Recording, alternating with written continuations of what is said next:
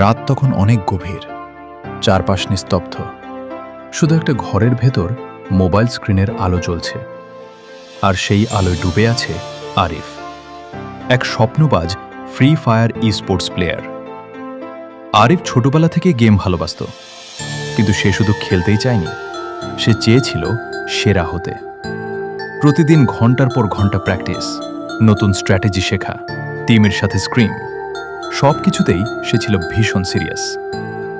সেদিন ছিল একটা গুরুত্বপূর্ণ অনলাইন টুর্নামেন্ট। জিততে পারলে বড় একটা ই স্পোর্টস দলের সুযোগ পাওয়ার সম্ভাবনা ছিল। আরিফের চোখে তখন শুধু একটাই লক্ষ্য, বুইয়া। গেম শুরু হলো। প্রথম ম্যাচ দারুণ পারফরমেন্স, দ্বিতীয় ম্যাচ কঠিন লড়াই, কিন্তু জিতে গেল। ফাইনাল ম্যাচ সবকিছু নির্ভর করছে এই রাউন্ডে। আরিফের হাত কাঁপছিল, কিন্তু মন ছিল দৃঢ়। সে তার টিমকে বলল, ভাই, এইটাই আমাদের সময়। শেষ জোন ছোট হয়ে আসছে, চারদিকে গুলি, গ্রেনেড, টেনশন। আরিফ একের পর এক শত্রুকে নামিয়ে দিল। পুরো টিম তার উপর নির্ভর করছে। ঠিক তখনই হঠাৎ তার বুকটা একটু ব্যথা করল। সে ভাবল হয়তো ক্লান্তি, কিন্তু গেম ছাড়ার মতো সময় নেই। শেষ 2 স্কোয়াড বাকি। আরিফ সামনে এগিয়ে গেল, একদম শেষ ফাইটে ঢুকে পড়ল। স্ক্রিনে লেখা উঠল 1 ভার্সেস 1। সে গভীর মনোযোগ দিয়ে তাকিয়ে আছে, আঙুল ট্রিগারে প্রস্তুত।